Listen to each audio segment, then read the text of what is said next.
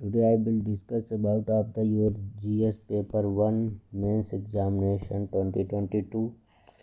I have covered your 10 question and 150 marker, and then the 10 question other 250 markers.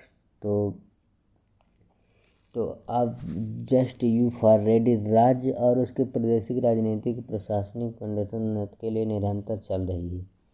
तो आप राज्य और प्रदेशों की राजनीतिक the political administrative the state and the territory has been the consider ongoing process in the mid 19th century. Discuss the examples. राज्यों एवं प्रदेशों की राजनीतिक और प्रशासनिक उन्नति के लिए निरंतर चल रही है। तो आप यहाँ पे बता देंगे पॉलिटिकल क्या है, फिर एडमिनिस्ट्रेटिव क्या है, फिर दोनों को सेपरेट कर देंगे। पॉलिटिकल होता है, एडमिनिस्ट्रेटिव क्या है, फिर status and has been the contributor to the mid 19th century में अभी वाली जो उसके बारे में डिस्कस। सम एग्जांपल्स आपको देना है तो ये भी आप कर सकते हैं। भारतीय परंपरा और संस्कृति के गुप्त काल, Gupta period and Chola period के योगदानों का तो आप दे देंगे। And main contribution of the Gupta period and Chola period in the heritage and culture. तो फर्स्ट आपको गुप्ता पीरियड बता देना, देन सेकंड चोला पीरियड बता देना है। ये आपका चोला इधर आ जाएगा, गुप्ता आपका इधर आ जाएंगे। तो आप मैप अगर दिखा देंगे तो उनको और बेनिफिट हो जाएगा। फिर the Indian heritage culture, first आपको हेरिटेज में बता देना है कि हेरिटेज की गुप्तकालीन में चोल परंपरा क्या है, फिर कल्चर में क्या योगदान रहा इनका। तो आप हेरिटेज में बताएं तो इंडियन हेरिटेज आप परंपरा में क्या रहा, फिर आप कल्चर में बता दीजिए। गुप्ता पीरियड की मोन मतलब मैक्सिमम था, ये चरम पे था क्या उसका आर्ट कल्चर एंड द मिथक। तो ये आपको कंक्लूड करके फिर लास्ट में कंक्लूजन दे देना है। भारतीय मिथक कला की वास्तुकला से सिंह और वृषभ की आकृति की महत्वपूर्ण विशेषता है। तो the describe the significance of the lion and bulls figure in India mythology art and the architecture. तो आपको इसमें क्या करना है, सिग्निफाई लायन और बुल के फिगर का क्या रोल रहा है इंडियन डेमो कल्चर में, ये बताना है। सिग्निफिकेंस महत्व उनके क्या रहे हैं ये बताना है। हम यूज करते थे किसमें, कॉइन्स में यूज करते थे। आपकी जो गॉडेट्स होते थे उसमें तो आपका जो वो हो गया अशोका का पिलर्स हो गया, उसमें हो गया। Maximum use the mythology art and culture, फिर देन आपको यही मैथोलॉजी पहले आर्ट में बता देना है, फिर आपको कल्चर में बता देना है कि वास्तुकला में इसका कैसे हम यूज़ करते थे। सिंह मिथक रहा। फिर आप ये वाला क्वेश्चन आर्ट एंड कल्चर का था, यहाँ पे दे दिया था 150 मार्कर का था।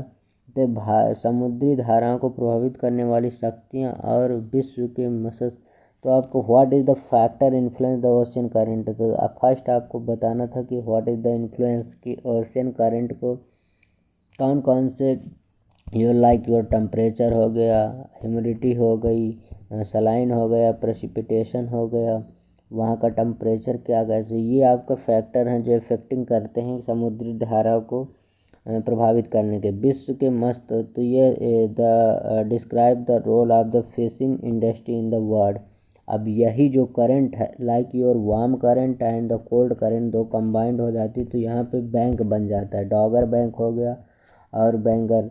ये यहाँ पे मैक्सिमम मछली उत्पादन के लिए मैक्सिमम जाना जाता है। तो क्या कंट्रीब्यूशन फिशिंग इंडस्ट्री, अब यहाँ पे रोल क्या है तो आप वर्ल्ड में देखेंगे तो इंडिया में आपका ये आ जाएगा बे ऑफ बंगाल, और उधर साउथ अमेरिका में आपका डॉगर बैंक हो जाएगा ये, और मरमरा सी हो जाएगा। यहाँ आपका वो हो जाएगा कौन सा है सारगासो सी, वहाँ पर मैक्सिमम और वो पाई जाती है लाइक फंजाई। तो ये आपको एग्जांपल दे देना वर्ल्ड में लाइक इंडियन में। तो ये आपका था,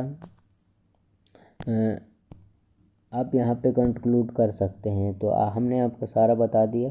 फिर रबड़ उत्पादन, ये करंट अफेयर से था, बहुत न्यूज में था इसलिए इसको पूछा गया कि तो रबड़ उत्पादक देशों के वितरण और अभी ही न्यूज़ में था इसीलिए। तो describe the distribution of the rubber production in the country including the major environmental issue and them. तो आपको पहले बताना है to describe the rubber production country. First आपको पहले रबर प्रोडक्शन कंट्री के बारे में बता देना है। आपका जो नॉर्दर्न ईस्ट आता है आपका थाईलैंड कंबोडिया वियतनाम, ये मैक्सिमम उत्पादन करते हैं। फिर चाइना आ जाता है, फिर इंडिया आ जाता है। तो ये आपके कंट्री हो गए जो मैक्सिमम आपका रबड़ उत्पादन कंट्री पूछा तो वो भी बता देना है, including the major environmental issue. अब फर्स्ट आपका मेजर इन्वायरमेंटल इशू पूछा है तो इसमें आपका फर्स्ट आपका आना चाहिए कि क्लाइमेट चेंज हो गया, ह्यूमन एक्टिविटी हो गई, anthropogenic factor. First your natural first क्या पढ़ा, नेचुरल का क्या रोल है, like your cyclone and flood volcano. And the human activities में क्या रबड़ उत्पादन में क्या पड़ा। तो आप देखेंगे इसमें टेम्परेचर भी आ जाएगा, प्रेसिपिटेशन आ जाएगा, ये आ जाएंगे। फिर आप अगर ह्यूमन वाले में देखेंगे कि ह्यूमन वाले में क्या रोल रहा, तो आप देखेंगे कि जो रबड़ ट्री होता है उसको मैक्सिमम लोग ओवर ग्रेजिंग कर देते हैं कि मैक्सिमम एक टाइम में सोचते हैं कि हम पूरी रबड़ को निकाल लें, तो ये नहीं होना चाहिए। देन द फैक्टर देम, ये आपके फैक्टर हो गए, मेजर फैक्टर। माइनर नहीं पूछा, मेजर पूछा तो आपको मैक्सिमम देना है, माइनर पूछता तो आपको 2 या 3 एग्जाम्पल है। फिर आपका ये ख़त्म हो गया। देन मूव ऑन द आपका योर 60 नंबर क्वेश्चन कि maintain the significance on state and the ice जल संधि और स्थल संधि। तो पहले स्टेट बताना क्या होती है, 2 वाटर बॉडी को जो कंबाइन करती है वो आपका जल संधि हो गई। And then the 2 land body को जो कनेक्ट करती है वो आपका क्या हो गई, स्थल संधि या स्टूमस हो गई। तो आप यहाँ बता देना है बेरिंग सी टू द चुक्सी सी को कनेक्ट करता है, या रेड सी को क्या करता है, मेडिटेरियन सी कनेक्ट करता है। इसमें आप बता देना है कि अफ्रीका और यूरोप को जो कवर करती है आपकी ये रेड सी हो गई। एंड एशिया और यूरोप को अलग करती है ये आपकी यूराल पर्वत में ये रिवर हो गई। तो ये एग्जाम्पल आपको देना ही पड़ेगा यहाँ पे। फिर इसका सिग्निफिकेंस क्या रहा है ये संधियों का, because there is the divide कि यहाँ पे क्लाइमेट अलग है, यहाँ का क्लाइमेट अलग है, एंड यहाँ पे टेम्परेचर अलग है, यहाँ पे टेम्परेचर अलग है। There is the state and the some, because the strait जो होती हैं उनकी कुछ अलग सिग्निफिकेंस होते हैं। तो ये आपको वो 250 पे देन कंक्लूड कर देना है कि because of the huge of the state and the isthmus, तो there is the different types and the government should be need to this the आपका वे ऑफ बंगाल वाला ये गल्फ ऑफ पाक वाला भी यहाँ पर दिखा देना है, gulf strait, Palk strait and bay of Bengal regions. तो आपको स्टेट एंड द एस्टिमेट बताना है, तो ये हमने आपको कंबाइन करके बता दिया। देन आपका आ जाएगा, ये फर्स्ट टाइम हुआ है कि बहुत इजीली पूछ लिया है कि ट्रोपोस्फियर का very significance and the layer distend the weather on the process. तो आपको जो ट्रोपोस्फियर है क्षोभमंडल वायुमंडल का एक महत्वपूर्ण परत है जो मौसम संबंधी प्रक्रियाओं को करता है। तो फर्स्ट ट्रोपोस्फियर है क्या, आप फर्स्ट लेयर जाएंगे जैसे यहाँ पे, तो ये आपका ट्रोपोस्फियर या का आपका द अर्थ से इतना पोलार से इतना, तो 8 मीटर हो जाएगा, अर्थ से पोलार से 18 मीटर हो जाएगा। तो ये अपोजिट है। फिर इसका सिग्निफिकेंस क्या है, यहाँ पे मौसम संबंधी घटनाएं होती हैं तो ये आपका नेचुरल बता देना है। एंड द एस्टोमर फिर ultraviolet and the share determination weather forecasting.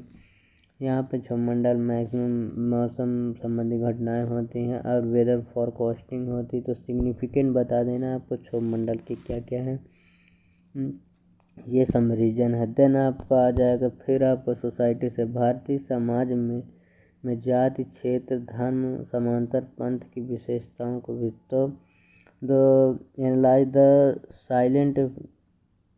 Silence section of the society wise, caste आ जाएगा, रिलीजियस आ जाएगा, रीजन्स आएगा, तो आपको बता देना फर्स्ट ईयर बताना साइलेंट सेट क्या होता है, पंथ जो है पहले पंथ को डिफाइन कर देना है, देन सेक्ट को साइलेंट की क्या रोल है, फिर देन उसको सोसाइटी के पर्सपेक्टिव में बताना है, कास्ट के पर्सपेक्टिव में, फिर रीजन के पर्सपेक्टिव में, फिर फिर रीजन्स हो गया, फिर रिलीजियस के पर्सपेक्टिव से बता के यही आपका एंड हो जाएगा क्वेश्चन।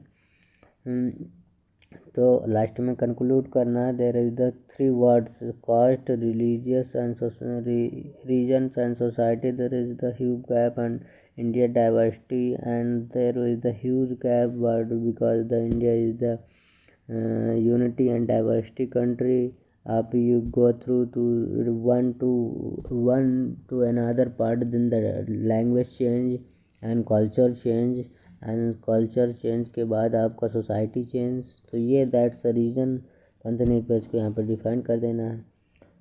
फिर क्या सहिष्णुता सम्मिलित को बहुलता तत्व है अधर्मनिरपेक्षता के रूप को निर्माण करता है। तो आपका ये भी सोसाइटी सेक्शन का क्वेश्चन है। Are the tolerance and the assessment and the relation की element of the making and the Indian secularism. First आपको डिफाइन करना है सेकुलरिज्म होता जस्टिफाई योर आंसर।